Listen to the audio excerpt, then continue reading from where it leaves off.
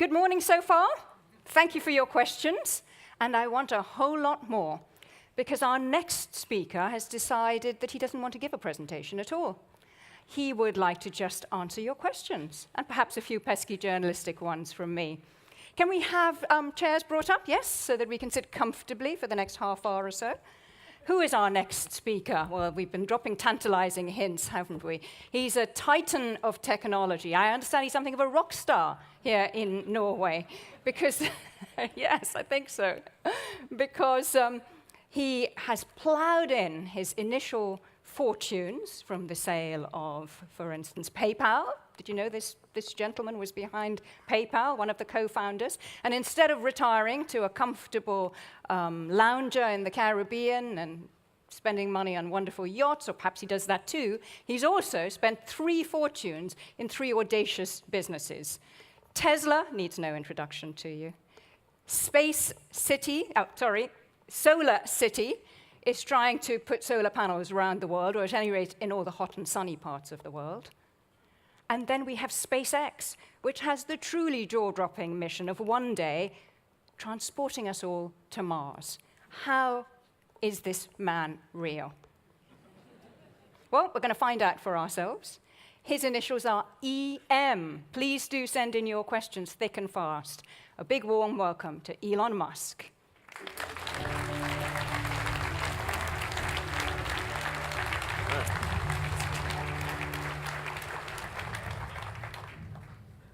Make yourself comfortable, Elon. My gosh, we've got so many questions here already. Where do we start? Shall we start with Tesla? Should we do a bunch of Tesla questions?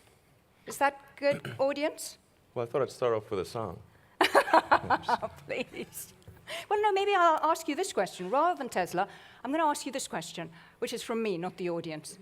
What exactly are you doing here? You know, this is an oil and gas conference. Why are you here? Well, Norway's been very supportive of electric vehicles, and so I'm here in gratitude and appreciation for what Norway's done for electric vehicles. Okay, so it's thank you to Norway, I think, from exactly. Elon Musk. Thank you to Norway, exactly. So what is it about Norway, then? It's your second biggest market, I understand. It's third, actually, at this point. Okay. Ooh, someone else snuck in there. China. All right, okay. They have some demographic advantages. Yeah. So what is it about Norway? Is it the government support, putting in all those power stations? What is it? I think it's a number of factors. Certainly, Norway has a lot of incentives for electric vehicles, which are great. But it's worth noting that, say, Denmark also has very strong incentives for electric vehicles, but our sales are much greater in Norway than in Denmark. And I think in Norway, there's a core group of electric vehicle enthusiasts who have really taken it upon themselves to promote electric vehicles and have done an amazing job. And as a result, that has made Tesla sales in Norway really, really great. I understand there's one gentleman who owns more EVs than any of your customers around the world. And he's based somewhere in Norway, yes? Yes, he's in Narvik. He's in Narvik. Yeah. Okay. And how many does he own? Do you remember? That's above the Arctic Circle, by the way. And I believe he owns, I don't know, 12 or maybe 14 now. So his name's Jens Kratholm, and he's a very nice guy. A very nice car. So we have a question here from the audience, which is, when is your next mass market car going to be ready? Because your current one is roughly what in price? Well, our current one is, in US dollars, it's about $70,000. So it is a premium car. And then we're coming out with an SUV version called the X. That's coming out next year. But also that's on the same platform, so it's about the same cost. The car that we're really looking forward to bringing to market is called the Model 3. And that's intended to be a mass-market, long-range electric vehicle. It's the car that I wanted to bring out from the very beginning, but it just takes a bit of time to iterate the technology and complete. How long? Because I think the launch date has been pushed back and back a bit, eh? Well, we're hoping for about 2.5 to 3 years. Contingent upon that is completion of this very big battery factory called the Gigafactory that we're building. So tell us about that. Sure. So the in order to make a lot of electric cars, you need a lot of batteries. And the lithium-ion battery capacity of the world, in terms of production capacity, is really not big enough yet, nor does it make the most advanced type of batteries that we really need for long-range electric cars. So in order to solve that problem, we found there was really no choice but to build a really enormous factory called the Gigafactory. So named because we're targeting about 50 gigawatt hours of output, which for battery energy storage is quite a big number. It's huge, yeah. And it sounds cool as well. Yeah, exactly. So are there any links, do you think, between the battery technology that you're investing in at the moment and renewables? I mean, would there be... Yes, absolutely, absolutely. Or the stuff that you're developing is not just for cars? Are there some? Correct. Yeah, okay. In fact... Tell us a bit more about that. Sure. So about a third of the output of the Gigafactory is intended as stationary storage, primarily to be paired with renewables, but also to do grid buffering in non-renewable situations. So that you can operate the plants, even if it's a hydrocarbon energy plant, you can operate it close to its optimum and avoid having to sort of peak. So I think we'll see really a very huge demand for stationary storage. And this is really going to help out some of the more intermittent sources like wind and solar. It's worth noting, I'm not sure if people are aware of this, but the world could be powered many times over by solar if you had enough battery capacity to pair with it. Many times, like... The world? I mean, obviously California, where you're based, but in Europe? Can you really say that in Europe? 1,000. It's literally true. The amount of energy that reaches the Earth from the sun is staggeringly high. We have this enormous fusion generator in the sky that is lobbing out vast amounts of energy. And I'm talking about just using land area. I mean, it's really amazing. In fact, here's a little tidbit. If you take a nuclear plant and you took its current output and compared that to just taking solar panels and putting solar panels on the area used by the nuclear power plant, because these typically have a big keep-out zone, of about maybe 5 kilometers or thereabouts, where building houses, and dense, any kind of dense office or housing space. Usually, people don't want to do that near a nuclear power plant. So there's quite a big keep-out zone, and when you factor the keep-out zone into account, the solar panels put on that area would typically generate more power than the nuclear power plant. Yes, and that's not a calculation just done by you. I know, it's very easy to do. So here's a question from the audience then. If I might sort of just do just a tidbit of math. The collective maths, 900 people, mental maths. 1 square kilometer is 1 million square meters. And there's 1 kilowatt per square meter of solar energy. So on 1 square kilometer, there is a gigawatt of solar energy. With you so far. With you so far. So, I mean, if you wanted, I mean, you can get. And ergo, the nuclear power station doesn't give you the same. Is that the calculation? Yeah, no, exactly. Okay, so here, yes, but like you could power the entire United States with about, let's say, 150 to 200 square kilometers of solar panels. The entire United States. Take a corner of Utah. Not much going on there. I've been there. There's not even radio stations, okay? So the question from the audience then is, seeing that your big thrust into Tesla cars, which has taken off 10 years in, your big ambitions for solar power, what kind of a threat do you think you are to the oil and gas industry? Well, I don't think we're much of a threat. I mean, yet. Yet. I mean, the more obvious threat is that we're going to run out of hydrocarbons to mine and burn.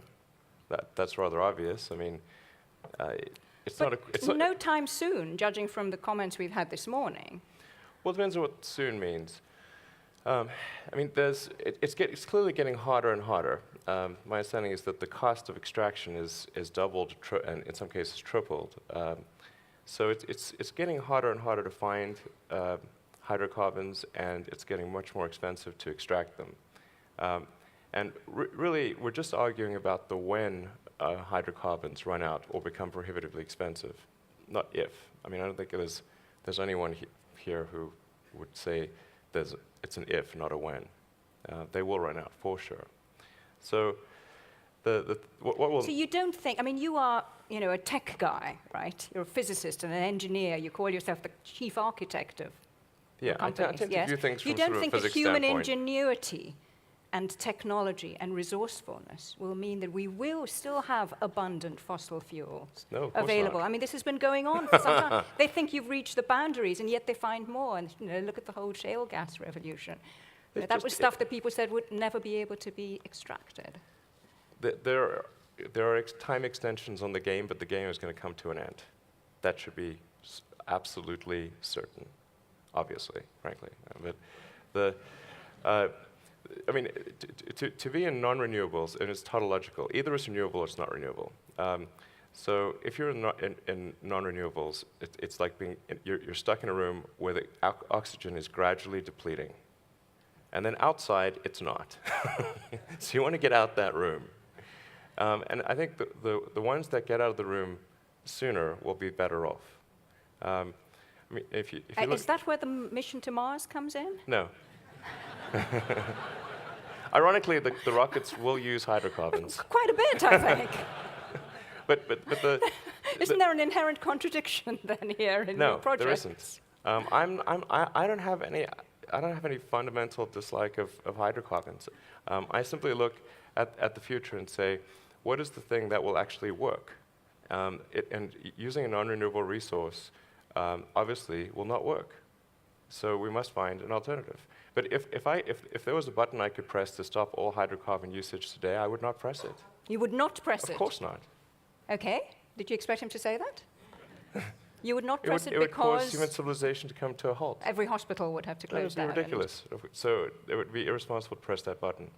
But what does need to happen is to, if we can, accelerate the transition towards renewables. That's the sensible thing to do. If you take, say, I'm going to use maybe two examples. Saudi Arabia, since the Saudi Aramco president spoke here. Saudi Arabia has an enormous amount of sunlight. And that will be there for billions of years, or at least 1 billion years until the sun eventually engulfs us, but 1 billion years, solid. Bit more maths there. You've got a solid billion years there. So it seems that investing in the solar resource is the thing that's really going to preserve the long-term future. Not so much the oil and gas. I mean, that's a temporary thing. In the future, we'll look back, and by future, I'm not talking about super far in the future, I'm talking about towards the end of the century. We will look back on gasoline-powered cars the same way we look back on coal, as sort of a quaint anachronism that's in a museum. That's the quote for you, members of the press at the back of the hall.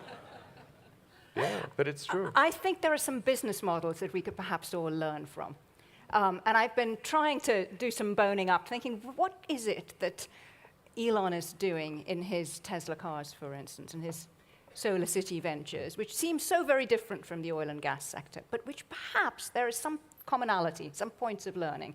And the thing that I want to ask you about is patents, as you call them. Yeah. Now, a few months ago, you decided to open them up, make them open source for some key areas of Tesla car development. What is the thinking behind all of our patents. Oh, all of them, okay. Yes. What is the thinking behind them? And is that something that perhaps the oil and gas industry should consider when developing things like, say, carbon storage and things like that? Very, very difficult new projects.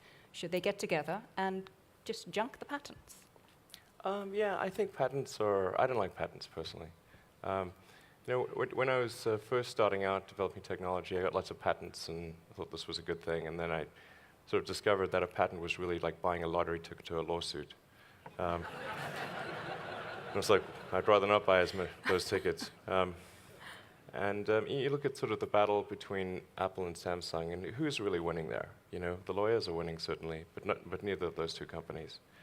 And in the case of Tesla, I thought, well, would Tesla ever sue some other car company if they were using our patents to try to make them stop making electric cars? We would never do such a thing. So why pretend that we would? And you're not just recognizing that internally as a de facto position. You're saying to the world, here, have them, go for it. Yeah. Yes, which is a different thing. That's going one stage further. Yeah. Yes, and that's not just because you think we're never going to sue them. It's presumably because you think there is some business advantage to it. No, right? I really don't. No? No. I mean, if there is, let me know what it is. I'm not sure. You know, I'm all ears. Maybe it will somehow turn out to be good. I don't know. But you boost the market. There's more investment in charging stations. You know, everybody benefits. Great. You know, I mean, I hope there rising is. tide lifts all the boats. It's that argument, isn't it? I hope there is. That'd be nice. I mean, we're not really trying to get relative advantage, but maybe it can help lift the industry as a whole. And I think it generated some goodwill, and I think maybe that goodwill is helpful.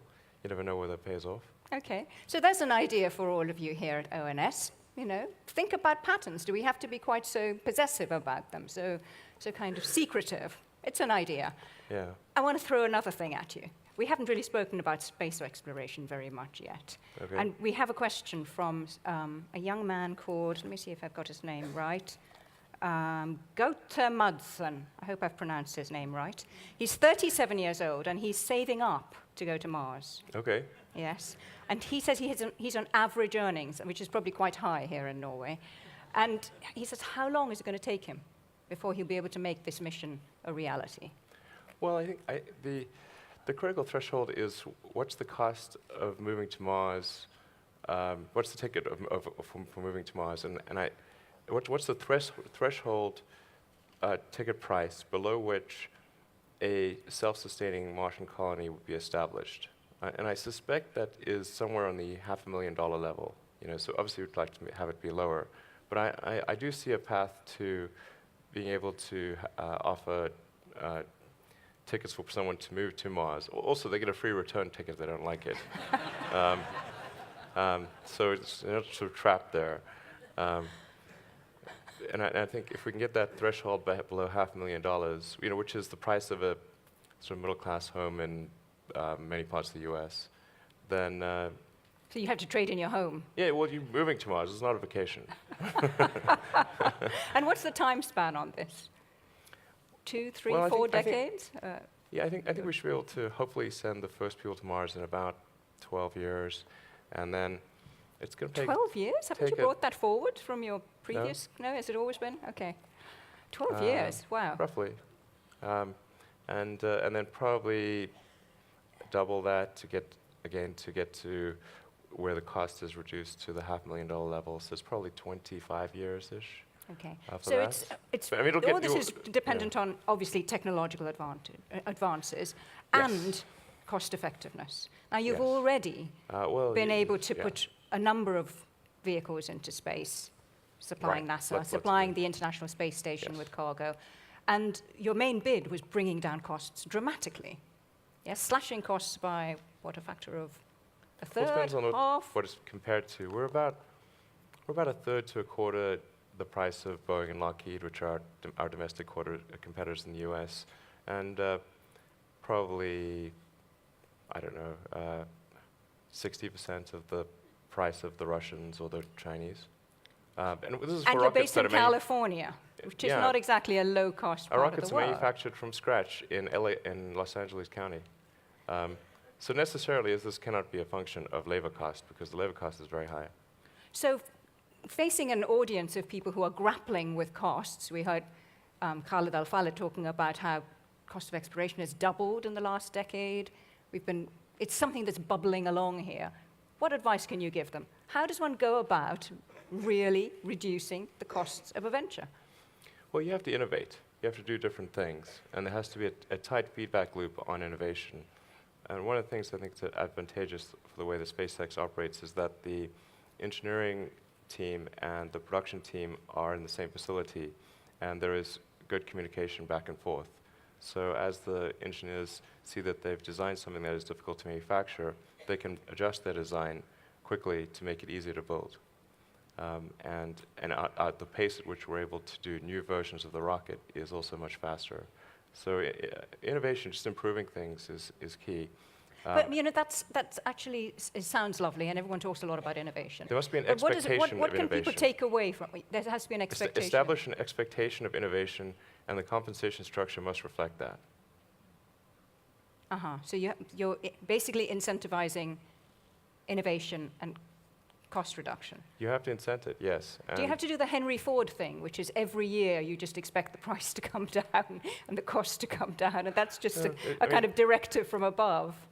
No, there needs to be an expectation of innovation. The compensation structure must reflect that. There must also be an allowance for failure, because if you are trying something new, necessarily there's some chance it will not work. So if you punish people too much for failure, then they will respond accordingly, and the innovation you will get will be very incrementalist. Nobody's going to try anything bold for fear of getting fired or being, punished in some way. So there must be the risk reward must be balanced, and favor taking bold moves. Otherwise, it will not happen. So is your door open to members of the oil and gas industry to come and see what you've done, to really engineer costs out of out of SpaceX? Yeah, I mean, there's some limitations of SpaceX because it's considered an advanced weapons technology, but within the bounds of what the U.S. government will let us do, we're more than happy to show people around. Fantastic, thank you. But I forgot. I was going to give two examples. One was Saudi Arabia, and the other one was Norway, because it seems that that's appropriate for given the venue. Norway has tremendous natural resources in terms of hydropower, also I think wind and potentially geothermal, and I think there's a huge opportunity there to expand those renewable sources and provide that power to the rest of Europe. So I think, that really, I think, would be a wise thing to do. And you need it really, don't you? Because we need to clean up power generation for EV cars to be truly clean. If they're still being powered from coal-fired power stations, then your EV product is not ultimately that clean, is it? Yeah, Norway, of course, already has a lot of hydropower, but I think expanding upon that would be wise. Going back to SpaceX, we have a question here from Christian Rangan, who sent it in on Twitter. What collaboration do you see between SpaceX and the current oil industry in space exploration? For instance, asteroid mining? Asteroid mining. Drilling on Mars? There are commonalities? Yeah. Well, as I alluded to earlier, rockets do burn hydrocarbons, or they can burn just hydrogen as well. But the most likely Mars architecture that I think makes sense is a methane-oxygen system. So methane is the lowest cost source fuel on Earth. And with rockets, you can't really make a rocket electric because it's got to react against something. Once it gets to vacuum, there's no air or land or water to react against. So you have to burn something really. So I think a methane-based system is going to be what makes the most sense. Once you get to Mars, I think there will be some drilling activity, particularly to find out if we can get to underground lakes, like to find liquid water, but water that's sort of heated by the Mars central core. That would make it a lot easier to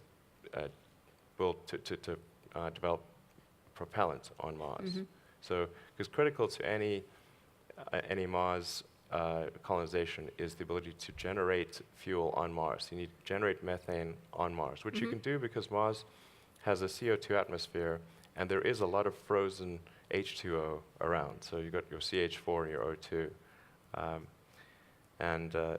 But having that propellant plant on Mars be efficient is critical to a Mars colony. So perhaps collaborations ahead. I've got one last question which I'm going to sneak in briefly, and that is, what changes would you make if you were the CEO of an oil and gas major? Good question. I would invest heavily in renewables. Now, I mean, that may sound like an obvious thing to do, and there are some companies that are doing it. Total made a huge investment in sun power, and I think that that investment will pay good dividends in the future. But I think it's important to look at renewables and take it really seriously. I mean, don't just put like the C or D team on it. Put the A team on it. Are you listening? The A team? Yeah. I want to ask you a personal question. Actually, it's from my son. He's 14, and his question to you is, what should he study in university to become a car engineer of the future? Should he do physics like you? I think physics or is... should he do engineering? I think physics and engineering are... I mean, physics provides a good framework for thinking. It has the best framework for thinking, I believe, particularly for discovering things that are counterintuitive. But then I think also studying a bit of engineering and also, I mean, I wouldn't completely neglect the humanities as well. I think history is important. I think history is something everybody should study. There's lessons to be learned there. And if you were to go for one, I think there's only one boy. One boy? My son. Okay. There's one of him. Yes. Physics, if you were to go for one. You mean just he one wants major? a simple answer. Yes, he's 14. He wants a simple answer. I think probably the best choice is physics, honestly. Okay. Yeah. But there speaks a physicist. You shouldn't just read physics, though. There's other things, too. Elon Musk, it's been such a pleasure having you All here. right. Thanks for giving having us me. this wide-ranging view of the world and the universe. Thank you. Thank you for joining us at ONS 2014.